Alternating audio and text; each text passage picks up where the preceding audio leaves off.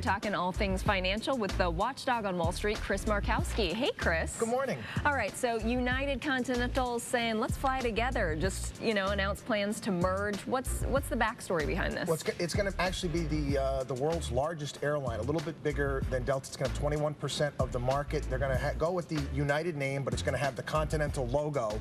And it's all about just cost savings and trying to cut their costs down, trying to become more profitable. But it is going to more than likely raise costs on many different flights. Yeah, and I want to talk about what it means for the consumers, but is there a possibility that they won't have the opportunity to merge? Do you think there's anything standing in their way? They're saying this could happen by the end of the year. There's always the political ramification, things like this. Once it goes to Congress and you got antitrust legislation and somebody says, you know what, this is going to not be good for the consumer, it could be thwarted. But there is some sort of precedent because you just had Delta and Northwest merge. So, as far as, unless some congressman decides to set up or senator say this is no good, it's probably going to go through. It's going to go through. Yeah. Okay. So let's talk about what this means for the consumers. I know the first thing I thought of was, what about airfare? Price-wise. It's more than likely you're going to see some certain things go up here and there, but once again, that also offers up opportunity for discount airlines and whatnot. That's why we kind of have a free marketplace. If they can get costs down to a certain level, maybe it end up lowering costs. It all depends on many different factors. Should people be booking their tickets to fly Continental or United right now, or no? I don't think so. And if there's going to be any cost increase, you're not going to really notice it. Airlines have to deal with a lot of different factors, from fuel costs on through. Got the Gulf spill out there. What's going to happen to fuel costs going forward? The dollar is strengthening, meaning the oil prices are going down. So there's so many different balls in the air. I wouldn't worry about it. Okay, Pennsylvania, huge state deficit. We were talking about this earlier, Andy and I. This ad that has recently aired, freaking out a few people. I know you were talking about this on your radio show. What do you think? We're actually seeing video of this ad right now, how they want to get delinquent taxpayers to actually fork up the cash they owe the government. I'm waiting for Will Smith and Gene Hackman to start running around. It's like enemy of the state. You ask me, it creeped me out to some degree, honestly. It really did. I understand that you got to go after people for paying back taxes, but I don't know who approved this one. Okay, but it is effective. I mean, all of a sudden they've gotten $16 million worth of payments. Well, they still have over $1 billion that they're trying to collect. So, yeah, I guess it may be somewhat effective, but how far do you want to go? I mean, I listened to your discussion there. I said, certain things may be effective. I remember Key and I getting a big argument about waterboarding, and she's saying, well, you know what, it's not good. So maybe it's effective, maybe it's not. How far do you push the envelope in regards to things like this? And in your opinion, is it going a little too far? I think so. Okay.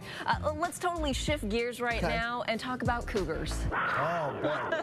We were just talking about Cougar Town before this interview. I told my wife that you guys gave me this topic to talk about, and she goes, why are they doing that for, Chris? So you got me in trouble for that one. But I am from Cougar Town. The television show is based upon where I live. Okay, then you can weigh in on why you think that cougars have, definitely given the lingerie industry a boost. I'm all for cougars, 100% behind it. Women want to take care of themselves. You better say that, too. Why? My wife's not a cougar. She's too young. No, I've seen pictures of your wife. She's gorgeous, but I'm saying you want to support the older, gorgeous bodies out there. Why shouldn't you want to take care of yourself later on? I mean, it makes for a happier marriage. People shouldn't let themselves go. We got such an obesity problem out there. Let as much lingerie as possible as far as buy Victoria's Secret stock. Spoken like a true man, Chris. The high-pitched Scottish. They get the leprechauns. The leprechauns, yeah, they're very high-pitched. All right, hey, you know what? It's Thursday, and you know what that means, right? Yes. That means it's time for As Many Shades of Purple Financial Sausage Fest segment. Oh, wow, it is. Get ready for it. 2.5 years I've been coming on this. We've never done a segment together. How'd you get this past Raina? I don't know. I don't know how How'd it you happened. get this approved? We figured, we blew up our proverbial wad on guys on this segment. All righty. So we got to talk some financial news here. First of all, man, the merger of Continental and United. Big news in the financial world and the flying world as well. What's your take on it? Well, I think you're going to see prices go up a little bit. I wouldn't get too out of control. It's whether or not it's going to get past Congress. It's going to maintain the United name. It's going to have the Continental logo. And it's just all about efficiencies. Why will we see some of the routes, the prices go up because of that merger? Why? Well, because they're going to control more of those routes. And we all know how the hub system works. But wouldn't that also affect the flights? I mean, because they're going to, they have duplicate flights in some cities. Yes, so they're going to be cutting routes. Good point. Okay. Next topic here. We got to talk about Stephen Baldwin. Now, this is something that came to our attention. Crazy. I'm actually disgusted by this. Quick, just to wrap up what it is. Apparently, we all know Stephen Baldwin went through, and we're not allowed to make fun of him if you ever go to this website. So he's got a website up that says, we need to restore Stephen Baldwin because he's went through bankruptcy. He's now, a man of God. This is not a joke. here's the website, restorestephenbaldwin.org. We have established RestoreStephenBaldwin.org, a privately funded and managed website. Our vision is to see Stephen Baldwin publicly restored in front of millions. Stephen's platform will increase, allowing him to reach even more people with the gospel, and God will get all of the glory publicly. Okay, now so their claim is basically that once he became a born-again Christian and was open about his Christian views, that then his Hollywood career tanked. I think it was basically Threesome that tanked his career. I remember that movie now. Biodome didn't have anything to do with it. Biodome was the nail in the coffin. The worst thing about this, Chris, is the fact that they're relating him to Job. Alrighty, now personal bailouts.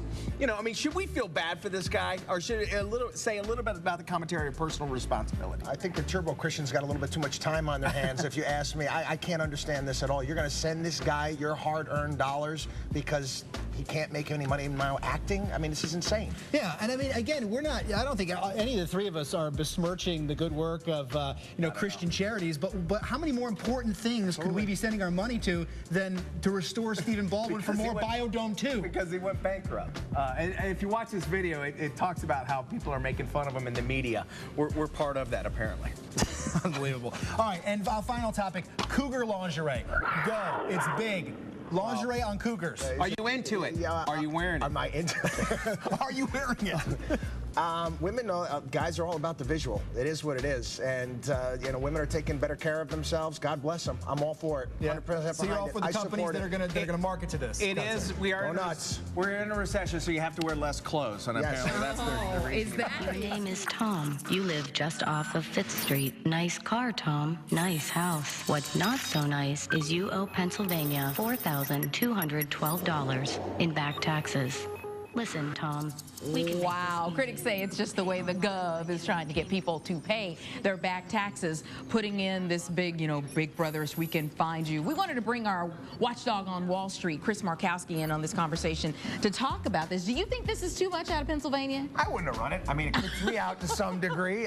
Big Brother looking after you. Just, I don't know if that was exactly the right thing to do, but if it works, it works. But, I mean, it's brought in $16 million in back taxes, so that's a good thing. I mean, at least they've had a positive response. No, absolutely. I mean, actually, it's being aired everywhere. I played it on my radio show. You guys are doing it here, and it's gotten the attention in the entire country. It's like gone viral on YouTube as well. Okay.